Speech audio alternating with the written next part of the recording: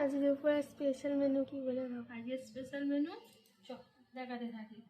প্রথমে ভাত দিয়েছি এক বাটি, একটা কাঁচা লঙ্কা দেবো, তার সাথে দেব একটা গন্ধরাজ লেবু, আর দেব স্যালাড, কিছু শসা দিয়ে দেব, আর তার সাথে দেব করেছি আজকে বৃহস্পতিবার যেহেতু ঝিঙে আলু পোস্ত করেছি, একদম টেস্টি করে করেছি।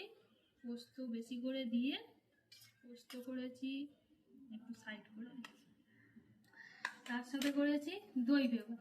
তোদের আগের দিন খুব ভালো লেগেছে দই বেগুনটা, ওই জন্য দই বেগুন করেছি। দই বেগুনটা একটু সাইড করে দিই, দিয়ে এক বাটি ডাল দিয়ে দেবো, লাউ ডাল, আর খেতে থাক।